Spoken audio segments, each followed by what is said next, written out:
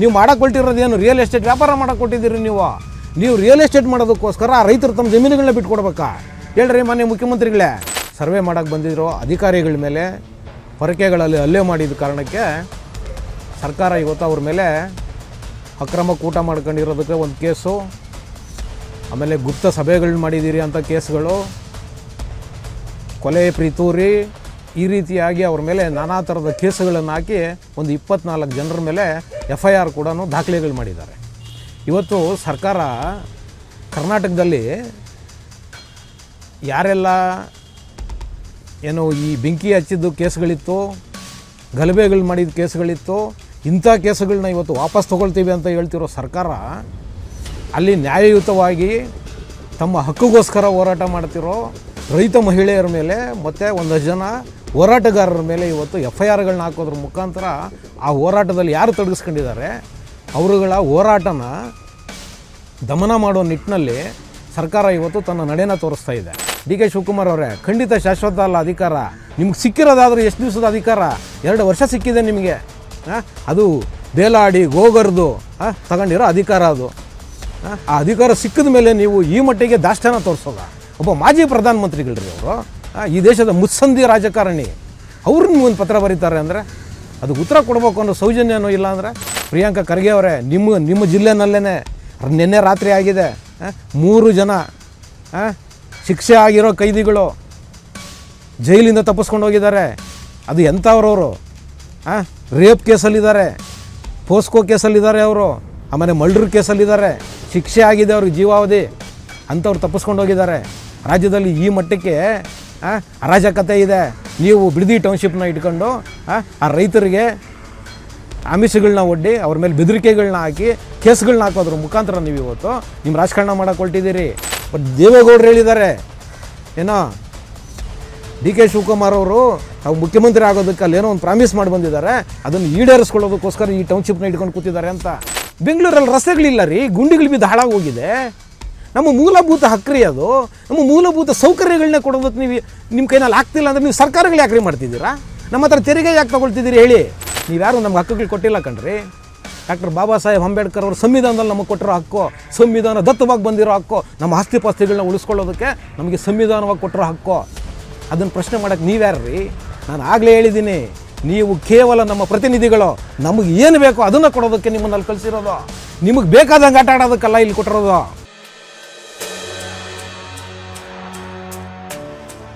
TV ವಿಕ್ರಮದ ಪ್ರೀತಿಯ ನೋಡುಗರಿಗೆ ಟ್ಯಾಕ್ಸಿವಾಲ ಕಾರ್ಯಕ್ರಮಕ್ಕೆ ಸ್ವಾಗತ. ನಾನು ನಿಮ್ಮ ನರಸಿಂಹಮೂರ್ತಿ. ವೀಕ್ಷಕರೇ, ಬಿಡದಿ ಟೌನ್ಶಿಪ್ ವಿಚಾರ ಏನಿದೆ ಇದು ಈಗ ಇನ್ನೊಂದು ಮಜಲನ್ನು ಪಡ್ಕೊತಿದೆ. ನಿನ್ನೆ ರೈತ ಹೋರಾಟ ಮಹಿಳೆಯರೇನಿದ್ದಾರೆ ಅವರುಗಳು ಸರ್ಕಾರಿ ಅಧಿಕಾರಿಗಳಿಗೆ ಪೊರಕೆ ಸೇವೆ ಮಾಡುವುದರ ಮುಖಾಂತರ ಈ ಹೋರಾಟನ ಇನ್ನೊಂದು ಮಜಲಿಗೆ ಕೊಂಡೊಯ್ದಿದ್ದಾರೆ. ಈಗ ಅಲ್ಲಿ ನಿನ್ನೆ ಏನು ಆ ರೈತ ಮಹಿಳೆಯರು ಸರ್ವೆ ಮಾಡೋಕ್ಕೆ ಬಂದಿರೋ ಅಧಿಕಾರಿಗಳ ಮೇಲೆ ಪೊರಕೆಗಳಲ್ಲಿ ಹಲ್ಲೆ ಮಾಡಿದ ಕಾರಣಕ್ಕೆ ಸರ್ಕಾರ ಇವತ್ತು ಅವ್ರ ಮೇಲೆ ಅಕ್ರಮ ಕೂಟ ಮಾಡ್ಕೊಂಡಿರೋದಕ್ಕೆ ಒಂದು ಕೇಸು, ಆಮೇಲೆ ಗುಪ್ತ ಸಭೆಗಳನ್ನ ಮಾಡಿದ್ದೀರಿ ಅಂತ ಕೇಸ್ಗಳು, ಕೊಲೆ ಪಿತೂರಿ, ಈ ರೀತಿಯಾಗಿ ಅವ್ರ ಮೇಲೆ ನಾನಾ ಥರದ ಕೇಸುಗಳನ್ನು ಹಾಕಿ ಒಂದು 24 ಜನರ ಮೇಲೆ FIR ಕೂಡ ದಾಖಲೆಗಳು ಮಾಡಿದ್ದಾರೆ. ಇವತ್ತು ಸರ್ಕಾರ ಕರ್ನಾಟಕದಲ್ಲಿ ಯಾರೆಲ್ಲ ಏನು ಈ ಬೆಂಕಿ ಹಚ್ಚಿದ್ದು ಕೇಸ್ಗಳಿತ್ತು, ಗಲಭೆಗಳು ಮಾಡಿದ ಕೇಸ್ಗಳಿತ್ತು, ಇಂಥ ಕೇಸುಗಳನ್ನ ಇವತ್ತು ವಾಪಸ್ ತೊಗೊಳ್ತೀವಿ ಅಂತ ಹೇಳ್ತಿರೋ ಸರ್ಕಾರ, ಅಲ್ಲಿ ನ್ಯಾಯಯುತವಾಗಿ ತಮ್ಮ ಹಕ್ಕಿಗೋಸ್ಕರ ಹೋರಾಟ ಮಾಡ್ತಿರೋ ರೈತ ಮಹಿಳೆಯರ ಮೇಲೆ ಮತ್ತು ಒಂದಷ್ಟು ಜನ ಹೋರಾಟಗಾರರ ಮೇಲೆ ಇವತ್ತು FIRಗಳನ್ನ ಹಾಕೋದ್ರ ಮುಖಾಂತರ ಆ ಹೋರಾಟದಲ್ಲಿ ಯಾರು ತೊಡಗಿಸ್ಕೊಂಡಿದ್ದಾರೆ ಅವರುಗಳ ಹೋರಾಟನ ದಮನ ಮಾಡೋ ನಿಟ್ಟಿನಲ್ಲಿ ಸರ್ಕಾರ ಇವತ್ತು ತನ್ನ ನಡೆನ ತೋರಿಸ್ತಾ ಇದೆ. ಹೌದು ವೀಕ್ಷಕರೇ, ಇವರೇನು ಹೇಳ್ತಿದ್ದಾರೆ, ಇವತ್ತು ಸರ್ಕಾರಿ ಅಧಿಕಾರಿಗಳು ಕೆಲಸ ಮಾಡೋಕ್ಕೆ ಬಂದು ಸರ್ವೆ ಮಾಡೋಕ್ಕೆ ಬಂದಿದ್ದರು, ಆ ಸರ್ವೆ ಮಾಡೋದನ್ನು ತಡೆದಿದ್ದಾರೆ ಇವರು. ಆ ಕಾರಣಕ್ಕೆ ಸರ್ಕಾರಿ ಅಧಿಕಾರಿಗಳು ಕೆಲಸ ಮಾಡೋದಕ್ಕೆ ಅಡ್ಡಿಪಡಿಸಿದ ಕಾರಣಕ್ಕೆ ನಿಮ್ಮ ಮೇಲೆ FIR ಮಾಡ್ತಿದ್ದೀವಿ ಅಂತ ಹೇಳ್ಬಿಟ್ಟು ಕೇಸ್ಗಳಾಗ್ತಿದ್ದಾರೆ. DK ಶಿವಕುಮಾರ್ ಅವರೇ, ಮಾನ್ಯ ಮುಖ್ಯಮಂತ್ರಿಗಳೇ, ನೀವು ಕೂಡ ಮಾಡ್ತಿರೋದು ಅದನ್ನೇ ಅಲ್ವಾ? ಇವತ್ತು ಏನು ಅಲ್ಲಿ ಹೋರಾಟ ಮಾಡ್ತಿದ್ದಾರೆ, ಆ ಹೋರಾಟ ಮಹಿಳೆಯರು ಏನಿದ್ದಾರೆ ಅವರುಗಳು ಹೋರಾಟ ಮಾಡ್ತಿರೋದೇನು?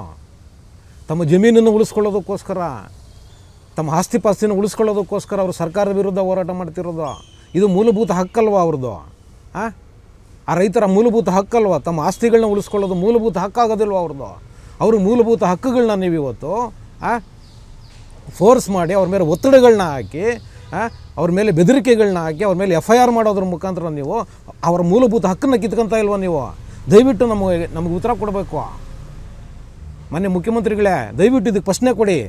ಇದು ಅವ್ರ ಮೂಲಭೂತ ಹಕ್ಕೇ ಆಗುತ್ತಲ್ವ? ನೀವೇನು ಹೇಳ್ತಿರೋದು ಈಗ? ಲೇಔಟ್ ಮಾಡ್ತೀವಿ, ಆ ಕಾರಣಕ್ಕೋಸ್ಕರ ನಮಗೆ ನೀವು ಜಾಗ ಬಿಟ್ಕೊಡಿ ಅಂತ ಹೇಳ್ಬಿಟ್ಟು. ಯಾಕೆ ಬಿಟ್ಕೊಡ್ಬೇಕು ಲೇಔಟ್ ಮಾಡೋದಕ್ಕೆ? ನೀವೇನು ರಸ್ತೆ ಮಾಡ್ತಿದ್ದೀರಾ ಅಲ್ಲಿ? ನೀವೇನು ಏರ್ಪೋರ್ಟ್ ಮಾಡ್ತಿದ್ದೀರಾ? ಇಲ್ಲ ಯಾವುದಾದ್ರೂ ರೈಲ್ವೆ ಟ್ರ್ಯಾಕ್ ಬರ್ತಿದೆಯಾ ಅಲ್ಲಿ? ಆ ರೈತರು ನಿಮ್ಮ ಜಾಗ ಬಿಟ್ಕೊಡೋದಕ್ಕೆ ಅಭಿವೃದ್ಧಿ ಅಡ್ಡಿ ಮಾಡ್ತಿದ್ದಾರೆ ಅಂತ ನೀವು ಹೇಳೋದಕ್ಕೆ ಏನಿಲ್ವಲ್ಲ? ನೀವು ಮಾಡೋಕ್ಕೆ ಕೊಟ್ಟಿರೋದು ಏನು? ರಿಯಲ್ ಎಸ್ಟೇಟ್ ವ್ಯಾಪಾರ ಮಾಡೋಕ್ಕೆ ಕೊಟ್ಟಿದ್ದೀರಿ ನೀವು ರಿಯಲ್ ಎಸ್ಟೇಟ್ ಮಾಡೋದಕ್ಕೋಸ್ಕರ ಆ ರೈತರು ತಮ್ಮ ಜಮೀನುಗಳನ್ನ ಬಿಟ್ಕೊಡ್ಬೇಕಾ? ಹೇಳ್ರಿ ಮಾನ್ಯ ಮುಖ್ಯಮಂತ್ರಿಗಳೇ. ಖಂಡಿತ ಇಲ್ಲ, ಅವ್ರ ಹಕ್ಕಿದು. ಇವತ್ತು ಏನು ಹೋರಾಟ ಮಾಡ್ತಿದ್ದಾರೆ, ಖಂಡಿತವಾಗ್ಲೂ ಅವ್ರ ಆಸ್ತಿಗಳನ್ನ ಉಳಿಸ್ಕೊಳ್ಳೋದು ಪ್ರತಿಯೊಬ್ಬ ನಾಗರಿಕನ ಮೂಲಭೂತ ಹಕ್ಕು. ಸಂವಿಧಾನ ನಮಗೆ ಕೊಟ್ಟಿರೋ ಹಕ್ಕು. ನೀವು ಯಾವ್ಯಾವುದೋ ಕಾರಣ ಹೇಳಿ ಸರ್ಕಾರ ಜಮೀನು ಕಿತ್ಕೊಳ್ಳೋದು ತಪ್ಪಾಗುತ್ತೆ. ನೀವು ಅಭಿವೃದ್ಧಿ ವಿಚಾರದಲ್ಲಿ ನೀವು ರೈತರ ಹತ್ರ ಜಮೀನು ತೊಗೊಳ್ಳೋದು ಸರಿ ಇದೆ, ಆದರೆ ಯಾವ ಅಭಿವೃದ್ಧಿ? ಅಲ್ಲೇನು ನ್ಯಾಷನಲ್ ಹೈವೇ ಹೋಗ್ತಿದೆಯಾ? ಏನಿಲ್ಲವಲ್ಲ. ನೀವೇ ನ್ಯಾಷನಲ್ ಹೈವೇಗೇನು ರಸ್ತೆಯನ್ನು ನಾವು ರಸ್ತೆ ಮಾಡಬೇಕು, ಜನರಿಗೆ ಟ್ರಾಫಿಕ್ನ ಸುಲಭ ಮಾಡೋಕೆ, ಅದಕ್ಕೋಸ್ಕರ ದಾರಿ ಕೊಡಿ ಅಂತ ನೀವು ಜಮೀನು ಕೊಡಿ ಅಂತೇನು ಕೇಳ್ತಿಲ್ವಲ್ಲ? ಅಥವಾ ಒಂದು ಏರ್ಪೋರ್ಟ್ನ ಕಟ್ಟಬೇಕು ಅಂತೇನು ನೀವು ಜಾಗ ಕೇಳ್ತಿಲ್ವಲ್ಲ? ನೀವು ಕೇಳ್ತಿರೋದು ಏನಕ್ಕೆ ಸ್ವಾಮಿ? ರಿಯಲ್ ಎಸ್ಟೇಟ್ ಮಾಡಿ ಅಲ್ಲಿ ಸೈಟ್ಗಳನ್ನ ಮಾಡಿ ಜನಗಳಿಗೆ ಹಂಚೋದಕ್ಕೆ ನೀವು ಕೇಳ್ತಿದ್ದೀರಿ. ಯಾಕೆ ಕೊಡಬೇಕು ಸ್ವಾಮಿ ಈ ಪುರುಷಾರ್ಥಕ್ಕೆ ಹೇಳಿ? ಖಂಡಿತ ನೀವು ಮಾಡ್ತಿರೋದು ತಪ್ಪಿದೆ. ನೀವು ಮಾಡ್ತಿರೋದು ತಪ್ಪಿದೆ. ಆ ಮಹಿಳೆಯರು ಏನಿದ್ದಾರೆ ಇವತ್ತು ನ್ಯಾಯಯುತವಾಗಿ ತಮ್ಮ ಹಕ್ಕನ್ನು ಚಲಾವಣೆ ಮಾಡೋದಕ್ಕೋಸ್ಕರ ಹೋರಾಟಗಳನ್ನ ಮಾಡ್ತಿದ್ದಾರೆ ಅವರು. ನೀವು ಏಕಾಏಕಿ ಬಂದ್ಬಿಟ್ಟು ಸರ್ವೆ ಮಾಡ್ತೀವಿ ಅಂದರೆ ಮತ್ತೆ ಇನ್ನೇನು ಮಾಡ್ತಾರೆ ಅವರು? ಪರಕೆ ತೊಗೊಂಡಿರಾ? ಈಗ ಅವ್ರು ಇನ್ನೊಂದು ಹೆಜ್ಜೆ ಮುಂದೆ ಹೋಗಿದ್ದಾರೆ. ನಾಳೆ ಇನ್ನೊಂದು ಸರಿ ಏನಾದರೂ ಸರ್ವೆ ಮಾಡೋಕ್ಕೆ ಅಧಿಕಾರಿಗಳು ಬಂದರೆ ಒನಕೆ ತಗೋತೀವಿ ಅಂತ ಹೇಳಿದ್ದಾರೆ. ಹೌದು, ಒನಕೆ ತಗೋತೀವಿ ಅಂತ ಹೇಳ್ತಿದ್ದಾರೆ ಅವರು. ಸರಿ ಇದೆ ಅಲ್ವ ಅವ್ರು ಹೇಳ್ತಿರೋದು? ಮೊನ್ನೆ ಮುಖ್ಯಮಂತ್ರಿಗಳೇ, ಖಂಡಿತ ಸರಿ ಇದೆ ಅವ್ರು ಹೇಳ್ತಿರೋದು. ಯಾಕೆಂದರೆ ಅವ್ರ ಹಕ್ಕನ್ನು ನೀವು ಬಲವಂತವಾಗಿ ಕಿತ್ಕೊಳ್ಳೋಕೆ ಹೋಗ್ತಿದ್ದೀರಿ. ಇವತ್ತು ಏನಲ್ಲಿ ಹೋರಾಟ ಮಾಡ್ತಿದ್ದಾರೆ ಅವ್ರು ಯಾರಿಗೂ ಕೂಡ ಅಲ್ಲಿ ಜಮೀನು ಕೊಡೋದಕ್ಕೆ ಇಷ್ಟ ಇಲ್ಲ. ಅವ್ರಿಗೆ ಇಷ್ಟ ಇಲ್ಲ ಅಂದಮೇಲೆ ನೀವು ಬಲವಂತ ಮಾಡ್ತಿದ್ದೀರಿ ಅಂತಲೇ ಆಯ್ತಲ್ವ? ಆ ಕಾರಣಕ್ಕೋಸ್ಕರ ಅವ್ರು ಇದನ್ನು ಮಾಡ್ತಿದ್ದಾರೆ. ಮತ್ತು ಮಾನ್ಯ ಮಾಜಿ ಪ್ರಧಾನಮಂತ್ರಿಗಳು ದೇವೇಗೌಡರು ಇದ್ರ ಬಗ್ಗೆ ನಿಮಗೆ 11 ಪುಟಗಳ ಒಂದು ಪತ್ರನ ಬರೆದಿದ್ದೀವಿ ಅಂತ ಹೇಳ್ತಿದ್ದಾರೆ. 25 ದಿವಸ ಹಿಂದೆಯೇ ಪತ್ರ ಬರೆದಿದ್ದೀನಿ ಅಂತ ಹೇಳ್ತಿದ್ದಾರೆ. ನೀವು ಅವ್ರಿಗೆ ಇನ್ನೂ ಒಂದು ಸೌಜನ್ಯಯುತವಾಗಾದ್ರೂ ಅವ್ರಿಗೆ ಉತ್ತರ ಕೊಟ್ಟಿಲ್ಲ. ಹೇಳ್ರಿ ಮುಖ್ಯಮಂತ್ರಿಗಳೇ, ಒಂದು ಸೌಜನ್ಯಕ್ಕಾದ್ರೂ. ಯಾಕೆಂದರೆ ಅವ್ರು ಹಿರಿಯ ರಾಜಕಾರಣಿ ಇದ್ದಾರೆ ಕಣ್ರಿ, ಈ ದೇಶದ ಮಾಜಿ ಪ್ರಧಾನಮಂತ್ರಿಗಳವರು. ಅವರು ಪಾರ್ಲಿಮೆಂಟಲ್ಲಿ ನಿಂತ್ಕೊಂಡು ಮಾತಾಡೋಕ್ಕೆ ಶುರು ಮಾಡಿದ್ರೆ ಪಾರ್ಲಿಮೆಂಟಲ್ಲಿರೋ 500 ಚಿಲ್ಲರೆ ಪಾರ್ಲಿಮೆಂಟ್ ಮೆಂಬರ್ಗಳು ಅಷ್ಟು ನಿಶ್ಶಬ್ದವಾಗಿ ಕೇಳ್ತಾರೆ. ಅವರು ಅಷ್ಟು ಮರ್ಯಾದೆ ಇದೆ ಅವ್ರ ಮಾತಿಗೆ, ಅಷ್ಟು ಘನತೆ ಇದೆ. ಅವ್ರು ಏನೋ ಒಂದು ಮಾತಾಡ್ತಿದ್ದಾರೆ ಅಂದರೆ ಅಷ್ಟು ಮರ್ಯಾದೆ ಕೊಟ್ಟು ಜನ ಕೇಳ್ತಾರೆ ಅಲ್ಲಿ. ಅಂಥವ್ರು ನಿಮ್ಗೊಂದು ಪತ್ರ ಬರೆದಿದ್ದಾರೆ ಅಂದರೆ ಆ ಪತ್ರಕ್ಕೆ ಒಂದು ಸೌಜನ್ಯವಾಗಿ ನೀವು ಉತ್ತರ ಕೊಡಬೇಕು ಅನ್ನೋ ಒಂದು ಸೌಜನ್ಯನೂ ಇಲ್ವಲ್ರಿ ನಿಮಗೆ ಮುಖ್ಯಮಂತ್ರಿಗಳೇ? ನಿಮಗೇನು ಶಾಶ್ವತನ ಅಧಿಕಾರ? ಖಂಡಿತ ಅಧಿಕಾರ ಶಾಶ್ವತ ಇಲ್ಲ. DK ಶಿವಕುಮಾರ್ ಅವರೇ, ಖಂಡಿತ ಶಾಶ್ವತ ಅಲ್ಲ ಅಧಿಕಾರ. ನಿಮ್ಗೆ ಸಿಕ್ಕಿರೋದಾದರೂ ಎಷ್ಟು ದಿವಸದ ಅಧಿಕಾರ? 2 ವರ್ಷ ಸಿಕ್ಕಿದೆ ನಿಮಗೆ. ಅದು ಬೇಲಾಡಿ ಗೋಗರ್ದು ತಗೊಂಡಿರೋ ಅಧಿಕಾರ ಅದು. ಆ ಅಧಿಕಾರ ಸಿಕ್ಕಿದ ಮೇಲೆ ನೀವು ಈ ಮಟ್ಟಿಗೆ ದಾಷ್ಟಾನ ತೋರಿಸೋದ? ಒಬ್ಬ ಮಾಜಿ ಪ್ರಧಾನಮಂತ್ರಿಗಳ್ರಿ ಅವರು, ಈ ದೇಶದ ಮುತ್ಸಂದಿ ರಾಜಕಾರಣಿ. ಅವ್ರು ನಿಮ್ಗೊಂದು ಪತ್ರ ಬರೀತಾರೆ ಅಂದರೆ ಅದು ಉತ್ತರ ಕೊಡಬೇಕು ಅನ್ನೋ ಸೌಜನ್ಯನೂ ಇಲ್ಲ ಅಂದರೆ ಅಲ್ಲೇ ತೋರಿಸುತ್ತೆ ನೀವು ಯಾವ ಮಟ್ಟಕ್ಕೆ ನಿಮಗೆ ಅಧಿಕಾರದ ಮದನ ತಲೆಯಲ್ಲಿ ತುಂಬಿಸ್ಕೊಂಡಿದ್ದೀರಾ ಬರೀ 1 ತಿಂಗಳಿಗೆ ಅಂತ. ಅಲ್ವಾ? ಪ್ರಪಂಚದ ಬೇರೆ ಬೇರೆ ಪ್ರಧಾನಮಂತ್ರಿಗಳು ಅವ್ರೇನಾದರೂ ಪತ್ರ ಬರೆದು ಉತ್ತರ ಕೊಡ್ತಾರೆ. DK ಶಿವಕುಮಾರ್ ಅವರೇ, ಅಂಥವ್ರನ್ನ ನೀವು ಒಂದು ಪತ್ರ ಬರೆದಿದ್ದಾರೆ ಅಂದರೆ ಅವ್ರಿಗೆ ಉತ್ತರ ಕೊಡಲ್ಲ ಅಂದರೆ ಎಷ್ಟರ ಮಟ್ಟಿಗೆ ಸರಿ ಇದು ಹೇಳಿ ಮಾನ್ಯ ಮುಖ್ಯಮಂತ್ರಿಗಳೇ? ತಪ್ಪಲ್ವ ಇದು?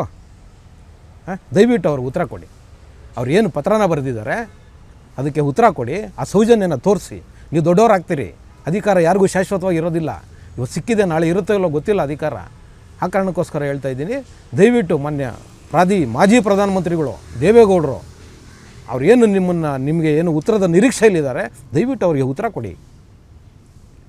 ಆಮೇಲೆ ನಮ್ಮ ಪ್ರಿಯಾಂಕಾ ಖರ್ಗೆ ಅವರೇ, ನೀವಿಲ್ಲಿ ಕಲ್ಲೊಡೆದವ್ರಿಗೆ, ಬೆಂಕಿ ಹಚ್ಚಿದವ್ರಿಗೆ, ಕೋಮು ಗಲಭೆಗಳಲ್ಲಿ ತೊಡಗಿದವ್ರದ್ದು ಇವತ್ತೆಲ್ಲ ಕೇಸುಗಳು ವಾಪಸ್ ತಗೋತೀವಿ ಅಂತ ಹೇಳ್ತಿದ್ದೀರಿ. ಆದರೆ ಆ ಬಡಪಾಯಿ ರೈತ ಹೆಣ್ಣುಮಕ್ಕಳು ತಮ್ಮ ಹಕ್ಕುಗಳನ್ನ ಉಳಿಸ್ಕೊಳ್ಳೋದಕ್ಕೋಸ್ಕರ ಅಲ್ಲಿ ಹೋರಾಟದಲ್ಲಿ ಕೂತಿದ್ದಾರೆ. ತಿಂಗಳಾನುಗಟ್ಟಲೆ ಹೋರಾಟ ಮಾಡ್ತಿದ್ದಾರೆ.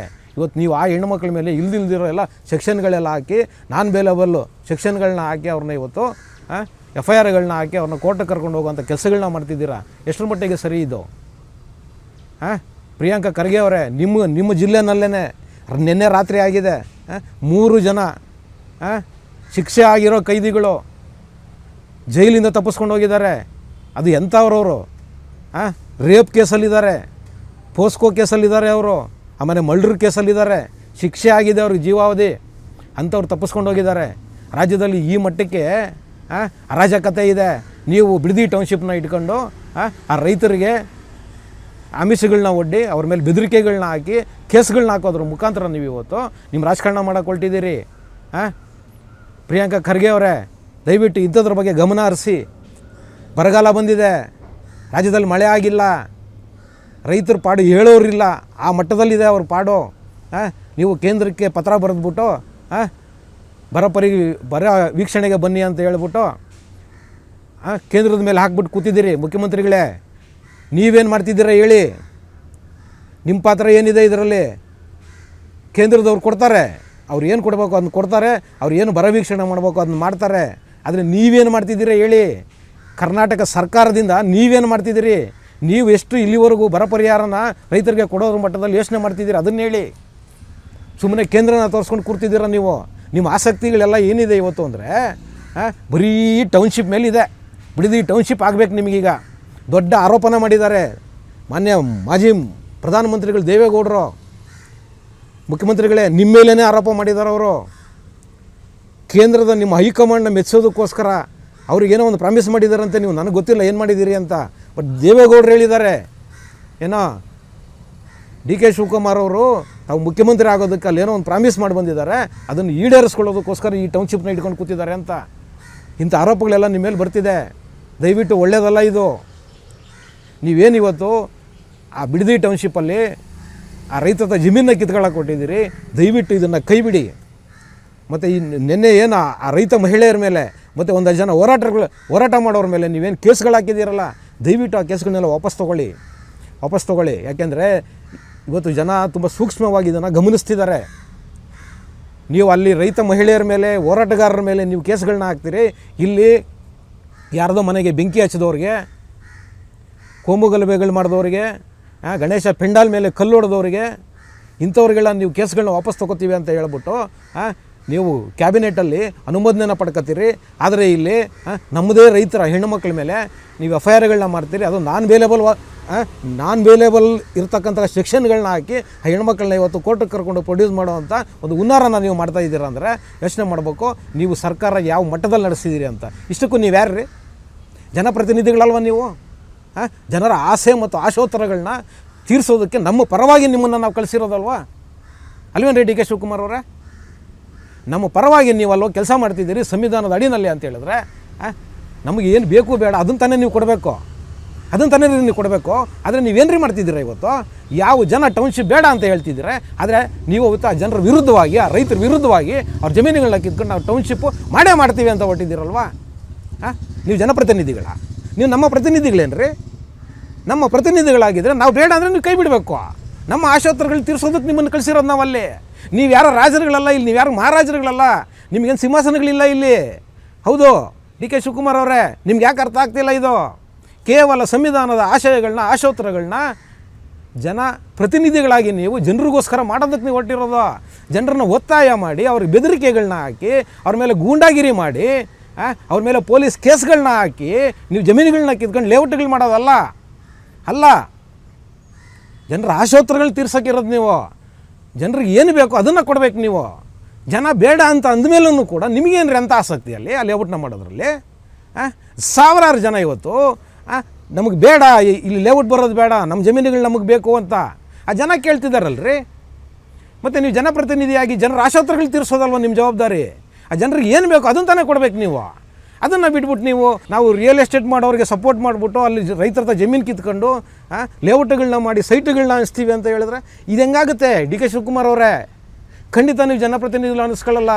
ಜನರ ಆಶೋತ್ತರಗಳು ಏನಿದೆ ಅದನ್ನು ಕೇಳಿ, ಜನರ ಆಶೋತ್ತರಗಳನ್ನ ಕೇಳಿ, ಜನರಿಗೆ ಏನು ಬೇಕೋ ಅದನ್ನು ಕೊಡಿ. ಅದನ್ನು ಬಿಟ್ಬಿಟ್ಟು ನೀವು ಮಿಕ್ಕಿದೆಲ್ಲ ಮಾಡೋಕ್ಕೆ ಕೊಟ್ಟಿದ್ದೀರಲ್ಲಿ. ಬೆಂಗಳೂರಲ್ಲಿ ರಸ್ತೆಗಳಿಲ್ಲ ರೀ, ಗುಂಡಿಗಳು ಬಿದ್ದು ಹಾಳಾಗಿ ಹೋಗಿದೆ. ನಮ್ಮ ಮೂಲಭೂತ ಹಕ್ಕ್ರಿ ಅದು. ನಮ್ಮ ಮೂಲಭೂತ ಸೌಕರ್ಯಗಳನ್ನ ಕೊಡೋದಕ್ಕೆ ನೀವು ನಿಮ್ಮ ಕೈನಲ್ಲಿ ಆಗ್ತಿಲ್ಲ ಅಂದರೆ ನೀವು ಸರ್ಕಾರಗಳು ಯಾಕ್ರಿ ಮಾಡ್ತಿದ್ದೀರಾ? ನಮ್ಮ ಹತ್ರ ತೆರಿಗೆ ಯಾಕೆ ತೊಗೊಳ್ತಿದ್ದೀರಿ ಹೇಳಿ ಅಲ್ವಾ ಶಿವಕುಮಾರ್ ಅವರೇ? ಕರೆಕ್ಟ್ ಅಲ್ವಾ? ನಮ್ಮ ಮೂಲಭೂತ ಹಕ್ಕ್ರಿ. ನನಗೆ ಓಡಾಡೋಕೆ ಒಂದು ಒಳ್ಳೆ ರಸ್ತೆ ಬೇಕು, ಕುಡಿಯೋಕ್ಕೆ ಶುದ್ಧವಾಗಿರೋ ನೀರು ಬೇಕು. ರಾತ್ರಿನಲ್ಲಿ ರಸ್ತೆನಲ್ಲಿ ಹೆಣ್ಣುಮಕ್ಳು ಓಡಾಡ್ತಾರೆ ರೀ, ಒಂದು ಒಳ್ಳೆ ಬೀದಿ ದೀಪ ಬೇಕು. ಇದನ್ನು ಕೇಳೋದು ನಾವು ನಿಮ್ಗೆ ಸ್ಟ್ರೈಕ್ ಮಾಡಬೇಕೇನ್ರಿ ಇದನ್ನು ಕೊಡೋದಕ್ಕೆ ಸರ್ಕಾರ? ಇಂಥ ಸವಲತ್ತುಗಳನ್ನ ಕೊಡೋದಕ್ಕೆ ನಾವು ಸ್ಟ್ರೈಕ್ಗಳು ಮಾಡಿ ಪ್ರತಿಭಟನೆಗಳು ಮಾಡಿ ನಾವು ನಮ್ಮ ಮೇಲೆ ಕೇಸುಗಳು ಹಾಕಿಸ್ಕೊಂಡು ನಾವು ಇದನ್ನು ಕೇಳಬೇಕಾ?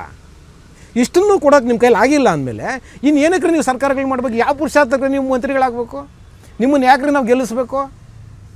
ದಯವಿಟ್ಟು ನಿಮ್ಮ ತಲೆನಲ್ಲಿ ಸ್ವಲ್ಪ ಏನಾದರೂ ಇಟ್ಕೊಳ್ಳಿ. ರಾಜಕಾರಣಿಗಳು ಏನಿದ್ದೀರಿ ಇವತ್ತು ನೀವು, ನಿಮ್ಮ ಇಷ್ಟ ಬಂದಂಗೆ ನಿಮ್ಮ ಆಶೋತ್ತರಗಳನ್ನ ತೀರಿಸ್ಕೊಳ್ಳೋದಕ್ಕೆ, ನಿಮ್ಮ ಆಕಾಂಕ್ಷೆಗಳನ್ನ ತೀರಿಸ್ಕೊಳ್ಳೋದಕ್ಕೆ, ನೀವು ಯಾರನ್ನೋ ಮೆಚ್ಚೋದಕ್ಕೆ ಖಂಡಿತ ರಾಜಕಾರಣ ಅಲ್ಲ. ನೀವು ಹೋಗಿರೋದೇ ಜನರ ಆಶೋತ್ತರಗಳು ತೀರಿಸೋದಕ್ಕೆ, ಜನರಿಗೆ ಏನು ಬೇಕೋ ಅದನ್ನು ಕೊಡೋದಕ್ಕೆ ನೀವು ಹೋಗಿರೋದು. ಅದು ನಿಮ್ಮ ಮನೆಗಳ ದುಡ್ಡಿಂದಲ್ಲ, ನಿಮ್ಮ ಪಿತರಾರ್ಜಿತ ಆಸ್ತಿಗಳನ್ನ ಮಾರ್ಕೊಂಡು ಬಂದು ನೀವ್ಯಾರು ನಮಗೆ ಸೌಕರ್ಯಗಳು ಕೊಡಿ ಅಂತಲ್ಲ ನಾವು ಕೇಳ್ತಿರೋದು. ಕಂಠಪಟ್ಟಿ ಬೇಕಾಬಿಟ್ಟು ನಮ್ಮ ಮೇಲೆ ತೆರಿಗೆಗಳನ್ನ ಹಾಕಿ ಹಣ ವಸೂಲಿ ಮಾಡ್ತಿದ್ದೀರಿ ಕಣ್ರಿ, ಹಣ ವಸೂಲಿ ಮಾಡ್ತಿದ್ದೀರಾ. 4 ಲಕ್ಷ ಕೋಟಿ ಚಿಲ್ಲರೆ ಇದೆ ಕಣ್ರಿ ಕರ್ನಾಟಕದ ಬಜೆಟ್ಟು.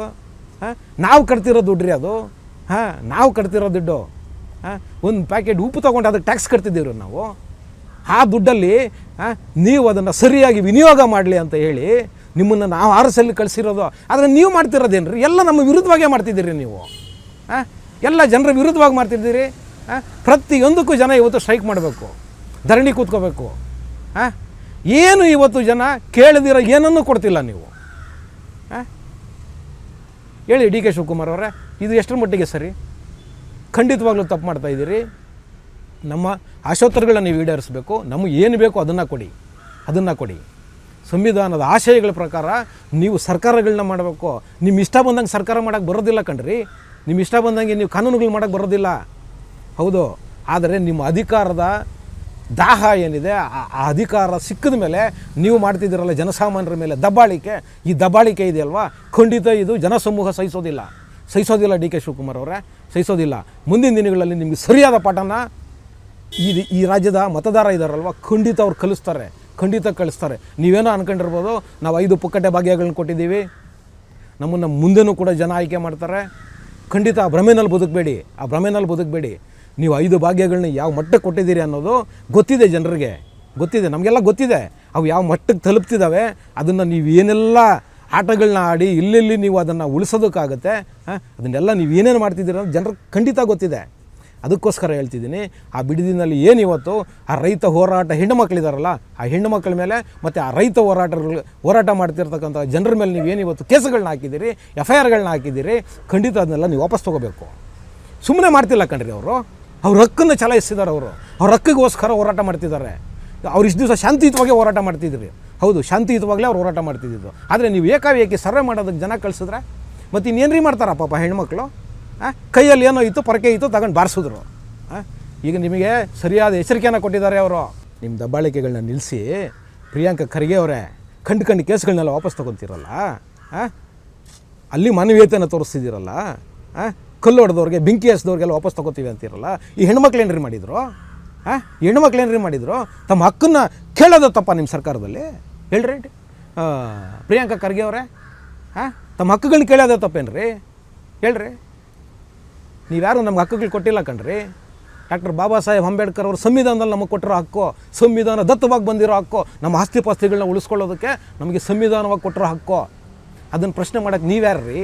ನಾನು ಆಗಲೇ ಹೇಳಿದ್ದೀನಿ, ನೀವು ಕೇವಲ ನಮ್ಮ ಪ್ರತಿನಿಧಿಗಳು. ನಮಗೆ ಏನು ಬೇಕೋ ಅದನ್ನು ಕೊಡೋದಕ್ಕೆ ನಿಮ್ಮನ್ನು ಅಲ್ಲಿ ಕಳಿಸಿರೋದು. ನಿಮಗೆ ಬೇಕಾದಂಗೆ ಆಟ ಆಡೋದಕ್ಕಲ್ಲ ಇಲ್ಲಿ ಕೊಟ್ಟಿರೋದು. ಹೌದು, ಅಲ್ಲೊಬ್ರು ಹೇಳ್ತಾರೆ, MLA ಇದ್ದಾರೆ ಮಾಗಡಿನಲ್ಲಿ, ಬಾಲಕೃಷ್ಣ, ಇದು JDSನವರ ಕೃಪಾಪೋಷಿತ ನಾಟಕ ಮಂಡಳಿ ಅಂತ. ನೆನ್ನೆ FIR ಆಗಿರೋದೇನಪ್ಪ? DK Shivakumar and others ನಾಟಕ ಮಂಡಳಿನ ಇದು, ಇಲ್ಲ ಸಿನಿಮಾ ಮಂಡಳಿನ? ಹೇಳ್ರಿ ಬಾಲಕೃಷ್ಣ ಅವರೇ, ನೀವು ಆ ಕ್ಷೇತ್ರದಲ್ಲಿ ಇದ್ದೀರಲ್ವಾ, ಆ ಕ್ಷೇತ್ರದ ಜನರನ್ನ ಯಾಕ್ರಿ ಮನವೊಲಿಸೋಕ್ಕಾಗ್ತಿಲ್ಲ ನಿಮಗೆ? ಅವ್ರ ಮೇಲೆ ದಬ್ಬಾಳಿಕೆಗಳನ್ನ ಮಾಡ್ತಿದ್ದೀರಿ, ದೌರ್ಜನ್ಯಗಳನ್ನ ಮಾಡ್ತಿದ್ದೀರಿ, ಅವ್ರ ಮೇಲೆ ಕಂಡು ಕೇಸುಗಳನ್ನ ಹಾಕಿಸಿದ್ದೀರಿ ಹೋರಾಟ ಮಾಡ್ತಿರೋರ ಮೇಲೆ. ಯಾಕ್ರಿ ನೀವೊಬ್ಬ ಜನಪ್ರತಿನಿಧಿ ಅಲ್ವಾ? ನೀವೊಬ್ಬ MLA ಇಲ್ವೇನ್ರಿ ಆ ಕ್ಷೇತ್ರದಲ್ಲಿ? ಯಾಕ್ರಿ ನೀವು ಆ ಜನರನ್ನ ಮನವೊಲಿಸೋಕ್ಕಾಗ್ತಿಲ್ಲ? ಆ ಜನರಿಗೆ ನೀವು ಸರಿಯಾದ ರೀತಿಯಲ್ಲಿ ಮಾತುಕತೆ ಮಾಡಿ ಆ ಜನ ನಿಮಗೆ ಸಪೋರ್ಟ್ ಮಾಡೋಂಗೆ ಯಾಕ್ರಿ ಮಾಡೋಕ್ಕಾಗ್ತಿಲ್ಲ ನಿಮ್ಮ ಕೈನಲ್ಲಿ? ನಿಮ್ಮ ಕೈನಲ್ಲಿ ಆಗೋದಿಲ್ಲ ಅಂತ ಹೇಳ್ಬಿಟ್ಟು ಇವತ್ತು JDS ಮೇಲೆ ನೀವು ಗುಬೆ ಕೂರಿಸ್ತಿದ್ದೀರಾ, ಕೃಪಾಪೋಷಿತ ನಾಟಕ ಮಂಡಳಿ ಅಂತ. ಹಾಗಾದರೆ ಜನರ ಪರವಾಗಿ ಜನರ ಕಷ್ಟ ಸುಖಗಳನ್ನ ಯಾವ ರಾಜಕೀಯ ಪಕ್ಷನೂ ಕೇಳಂಗಿಲ್ವ ನಿಮ್ಮ ಆಡಳಿತದಲ್ಲಿ? ಹೇಳ್ರಿ ಬಾಲಕೃಷ್ಣ ಅವರೇ, ಕೇಳಂಗಿಲ್ವೇನ್ರಿ? ಯಾರಾದರೂ ಹೋರಾಟಗಾರರ ಪರವಾಗಿ ಯಾವುದಾದ್ರೂ ಒಂದು ರಾಜಕೀಯ ಪಕ್ಷ ಹೋದ್ರೆ ಇದು ಅವರ ಕೃಪಾಪೋಷಿತ ನಾಟಕ ಮಂಡಳಿ. ನೀವು ಮಾಡ್ತಿರೋದೇನು ರೀ? ನೀವೇನು ಸಿನಿಮಾ ಮಂಡಳಿಗಳು ಕಟ್ಕೊಂಡಿದ್ದೀರಾ ಇಲ್ಲಿ?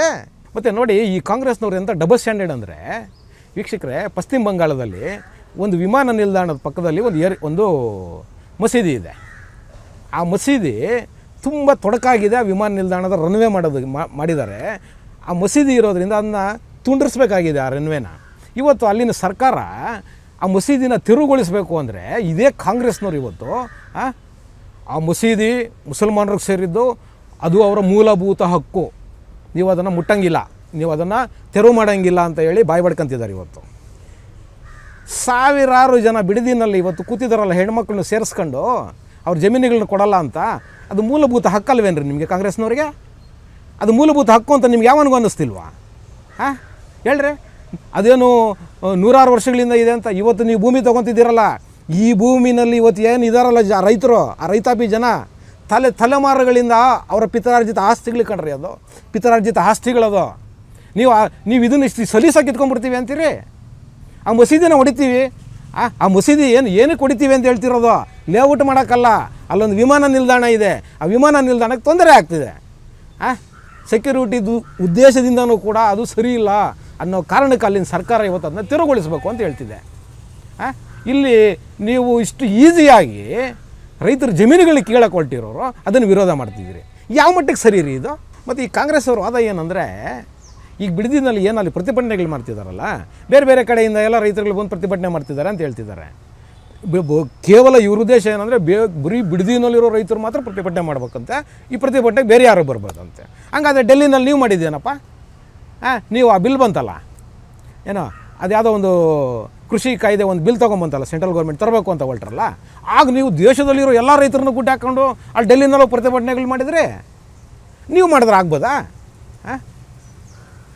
ಸ್ವಾಮಿ DK ಶಿವಕುಮಾರ್ ಅವರೇ, ಒಬ್ಬ ರೈತನಿಗೆ ಏನಾದರೂ ತೊಂದರೆ ಆಗಿದೆ ಅಂದರೆ ದೇಶದ ರೈತರು, ರಾಜ್ಯದ ರೈತರು ಅವರ ಪರವಾಗಿ ಹೋರಾಟ ಮಾಡೋದು ಈ ದೇಶದ ಸಂಪ್ರದಾಯ ಕಣ್ರಿ. ಈ ದೇಶದ ಸಂಪ್ರದಾಯ. ಅದನ್ನೇ ನೀವು ಪಾಲಿಸಿದ್ದೀರಿ, ಈಗಿರೋರು ಪಾಲಿಸ್ತಿದ್ದಾರೆ. ಏನು ತಪ್ಪೇನಿದೆ? 1,000-2,000 ಜನ ರೈತರು ಭೂಮಿ ಕಳ್ಕೊಂತಿದ್ದಾರೆ ರೀ. ಅವ್ರ ಪರವಾಗಿ ಇಡೀ ದೇಶದ ರೈತರು ಧ್ವನಿ ಎತ್ತಿದ್ರೆ ನಿಮಗೇನು ಸಮಸ್ಯೆ?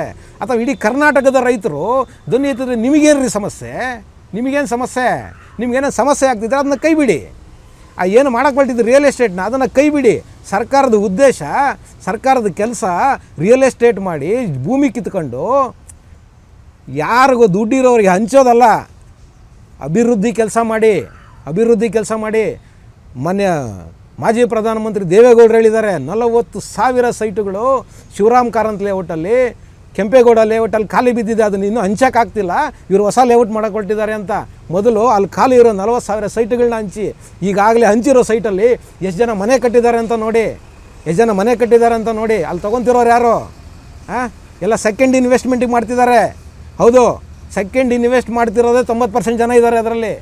ನೀವು ಹಂಚ್ತಾ ಇರೋ ಜಾಗಗಳಲ್ಲಿ ಸೆಕೆಂಡ್ ಇನ್ವೆಸ್ಟ್ಮೆಂಟ್ಗೆ ಒಂದು ಲೇಔಟಲ್ಲಿ ತಂದೆ ತೊಗೊಂಡ್ರೆ ಇನ್ ಲೇಔಟಲ್ಲಿ ಮಗಳಿಗೆ, ಇನ್ ಲೇಔಟಲ್ಲಿ ಮಗನಿಗೆ, ಈ ರೀತಿಯಲ್ಲಿ ಲೇಔಟ್ಗಳಲ್ಲಿ ಕುಟುಂಬದವ್ರು ಮಾಡ್ಕೊಂಡು ಸೆಕೆಂಡ್ ಇನ್ವೆಸ್ಟ್ಮೆಂಟ್ ಆಗಿ ಬಳಸ್ತಿದ್ದಾರೆ. ಅದನ್ನು ಯಾವ ಲೇಔಟ್ ಡೆವಲಪ್ಮೆಂಟ್ ಆಗಿದೆ ರೀ ನೀವು ಮಾಡಿರೋದ್ರಲ್ಲಿ? ಹೇಳ್ರಿ DK ಶಿವಕುಮಾರ್ ಅವರೇ, ನೀವು ಇಲ್ಲಿವರೆಗೂ ಲೇಔಟ್ಗಳು ಮಾಡಿದ್ದೀರಲ್ಲ, ಎಷ್ಟು ಲೇಔಟಲ್ಲಿ ಮನೆಗಳಾಗಿದೆ ರೀ? ಫುಲ್ಪೇರ್ಜಲ್ಲಿ ಆಗಿಲ್ಲ ಕಣ್ರಿ. ಏನಕ್ಕೆ ಅಂದರೆ ಅವರೆಲ್ಲ ಮನೆಗಳಿದ್ದಾವೆ ಆಲ್ರೆಡಿ, ಅವರೆಲ್ಲ ಮನೆಗಳು ಕಟ್ಕೊಂಡಿದ್ದಾರೆ. ಇದು ಕೇವಲ ಇನ್ವೆಸ್ಟ್ಮೆಂಟಿಗೆ, ಸೆಕೆಂಡ್ ಇನ್ವೆಸ್ಟ್ಮೆಂಟ್ ಇದು ಅಂತ ಮಾಡ್ತಿದ್ದಾರೆ ಅವರುಗಳು. ಎಲ್ಲರೂ ಇಂಪ್ರೂವ್ಮೆಂಟ್ ಆಗುತ್ತೆ? ಹೇಳ್ರಿ ಶಿವಕುಮಾರ್ ಅವರೇ. ಮತ್ತು ಇದನ್ನು ಹಿಂದೆ ಕುಮಾರಸ್ವಾಮಿ ಅವರು ನಿಮ್ಮ ಜೊತೆಯಲ್ಲಿದ್ದಾಗ ಈ ಲೇಔಟ್ ಮಾಡಬೇಕು ಅಂತ ಆಗಿದ್ದಲ್ವೇನಪ್ಪ? ಅವತ್ತು ನೀವು ತೀವ್ರವಾಗಿ ವಿರೋಧ ಮಾಡಿದರೆ, ಅವತ್ತು ನೀವು ವಿರೋಧ ಮಾಡಿದಾಗ ಇದು ಯಾವ ಕಂಪ್ನಿ ಆಗ? ಹೇಳ್ರಿ, ನೀವು ಕುಮಾರಸ್ವಾಮಿ ಜೊತೆಯಲ್ಲೇ ಇದ್ರಲ್ಲ ಆಗ, ನೀವು JDSನಲ್ಲೇ ಇದ್ರಲ್ಲ ಆಗ, ಇದು ನೋಟಿಫಿಕೇಷನ್ ಆದಾಗ ಇದನ್ನು ವಿರೋಧ ಮಾಡಿದ್ರಲ್ಲ ಕಾಂಗ್ರೆಸ್ ಅವರು, ಆವಾಗ ಯಾವ ಕಂಪ್ನಿ ಇತ್ತು? ಯಾವ ನಾಟಕದ ಕಂಪ್ನಿ ಇತ್ತು ಸ್ವಾಮಿ? ಯಾರು ಡೈರೆಕ್ಟ್ರು, ಯಾರು ಪ್ರೊಡ್ಯೂಸರ್ ಆಗ? ಉತ್ತರ ಕೊಡ್ರಿ ಜನರಿಗೆ. ಸುಮ್ಮನೆ ಸಿಕ್ಕಿದೆ ಮೀಡಿಯಾ ಅಂತ ಹೇಳ್ಬಿಟ್ಟು ಏನಾನ ಮಾತಾಡೋದಲ್ಲ. ಏನೋ ಇದ್ರ ಇದು ಏನು ನಡೀತಿದೆ ಈಗ, ಇದಕ್ಕೆ ಪೂರ್ತಿ ಸೂತ್ರಧಾರರು ನೀವೇ, ಗೊತ್ತಿದೆ ಜನರಿಗೆ. ಏನು ಗೊತ್ತಿಲ್ಲ ಅಂತೇನಲ್ಲ. DK ಶಿವಕುಮಾರ್ ಅವರು ಮೂಲತಃ ರಿಯಲ್ ಎಸ್ಟೇಟ್ ಮಾಡೋರೆ. ಅವ್ರ ಜೊತೆ ನೀವು ಶಾಮೀಲಾಗಿ ಇವತ್ತು ಡಿ ಕೆ ಶಿವಕುಮಾರ್ಗೆ ಅಭಯ ಕೊಟ್ಟು ನಾನು ಅಲ್ಲಿರೋ ಜನರನ್ನು ಮನವೊಲಿಸ್ತೀನಿ ಅಂತ ಹೇಳಿ ಇವತ್ತು ನಿಮ್ಮ ಕೈಲಿ ಮನವೊಲಿಸೋಕೆ ಆಗದೇ ಇರೋವಂಥ ಪರಿಸ್ಥಿತಿನ ನೀವೇ ಸೃಷ್ಟಿ ಮಾಡ್ಕೊಂಡು ಅಲ್ಲಿ ಕಂಡ್ಕೊಂಡವ್ರ ಮೇಲೆಲ್ಲ ಸುಮ್ಮನೆ ಕೇಸ್ಗಳು ಹಾಕ್ಸಿ ಪೊಲೀಸ್ ಇಲಾಖೆನ ಬಳಸ್ಕೊಂಡು ಕೇಸ್ಗಳು ಹಾಕ್ಬಿಟ್ಟು ಇವತ್ತು ಜನ ಮಾತು ಕೇಳ್ತಿಲ್ಲ ಅಂತ ಹೇಳ್ಬಿಟ್ಟು ಇದು ಯಾರ್ದೋ ಕೃಪಾಪೋಷಿತ ನಾಟಕ ಮಾಡಲಿ ಸಿನಿಮಾ ಮಾಡಲಿ ಅಂತೇಳಿ ಏನು ಕತೆಗಳು ಹೇಳ್ತಿದ್ದೀರಾ ಇಲ್ಲಿ? ಈ ಕತೆಗಳೆಲ್ಲ ಬಿಟ್ಟು ಅಲ್ಲಿ ಏನು ಇವತ್ತು ಹೋರಾಟಕ್ಕೆ ಕೂತಿದ್ದಾರಲ್ಲ, ಸಾಧ್ಯವಾದರೆ ಅವ್ರನ್ನ ಮನವೊಲಿಸೋಕ್ಕೆ ಸಾಧ್ಯ ಆಗಿಲ್ಲ ಅಂದರೆ ಈ ಏನು ಯೋಜನೆ ಮಾಡಿದ್ದೀರಲ್ಲ ಈ ಪ್ರಾಜೆಕ್ಟು, ರಿಯಲ್ ಎಸ್ಟೇಟ್ ದಂಧೆಕೋರರಿಗೆ ಸಪೋರ್ಟ್ ಮಾಡೋದಕ್ಕೆ ಇದನ್ನು ಕೈಬಿಟ್ಟು ಮರ್ಯಾದೆಯಿಂದ ಆ ಜನರನ್ನ ಕ್ಷಮೆ ಕೇಳಿ ನೀವು ದೊಡ್ಡ ಮನುಷ್ಯರಾಗ್ತೀರಾ. ಬಾಲಕೃಷ್ಣ ಅವರೇ ದೊಡ್ಡ ಮನುಷ್ಯರಾಗ್ತೀರಾ. ಅದನ್ನು ಬಿಟ್ಟು ಅವ್ರಿವ್ರ ಮೇಲೆ ಇಲ್ಲಿ ಸಲ್ಲದ ಆರೋಪಗಳನ್ನ ಮಾಡೋದ್ರಿಂದ ಯಾವ ಪ್ರತಿಫಲನೂ ಬರೋದಿಲ್ಲ. ಈಗ ಹೆಣ್ಮಕ್ಳು ಹೇಳಿದಾರಲ್ಲ, ನೆಕ್ಸ್ಟ್ ಏನಾದರೂ ಬಂದರೆ ಒನಕೆಗಳು ತಗೋತೀವಿ ಅಂತ, ಅವ್ರ ಕೈನಲ್ಲಿ ಒನಕೆ ಬರೋದಕ್ಕೆ ಮುಂಚೆ ನೀವು ಎಚ್ಚೆತ್ಕೊಂಡು ಸರಿಯಾದ ರೀತಿಯಲ್ಲಿ ಇದನ್ನು ಮಾಡೋದಾದರೆ ಮಾಡಿ, ಇಲ್ಲಾಂದರೆ ದಯವಿಟ್ಟು ಕೈ ಬಿಡಿ ಅಂತ ಹೇಳುವುದರ ಮುಖಾಂತರ ಇವತ್ತಿನ ಟ್ಯಾಕ್ಸಿವಾಲ ಕಾರ್ಯಕ್ರಮನ ಮುಗಿಸ್ತಾ ಇದ್ದೀನಿ. ಶೇರ್ ಮಾಡಿ, ಸಬ್ಸ್ಕ್ರೈಬ್ ಮಾಡಿ, ಲೈಕ್ ಮಾಡಿ, ಹೆಚ್ಚೆಚ್ಚು ಕಾಮೆಂಟ್ ಮಾಡುವುದರ ಮುಖಾಂತರ ನಮ್ಮನ್ನು ಪ್ರೋತ್ಸಾಹಿಸ್ತೀರಿ. ಟಿವಿ ವಿಕ್ರಮ, ದೇಶ ನಿಮ್ಮ ಕೈಯಲ್ಲಿ. ಈ ಕಾರ್ಯಕ್ರಮ ನಿಮಗೆ ಇಷ್ಟ ಆಗಿದ್ದಲ್ಲಿ ಲೈಕ್, ಶೇರ್ ಹಾಗೂ ಕಮೆಂಟ್ ಮಾಡಿ. ಟಿವಿ ವಿಕ್ರಮದ ಕಾರ್ಯಕ್ರಮಗಳನ್ನು ನಿರಂತರವಾಗಿ ವೀಕ್ಷಿಸಲು ಸಬ್ಸ್ಕ್ರೈಬ್ ಮಾಡಿ, ಬೆಲ್ ಐಕನ್ ಒತ್ತಿ.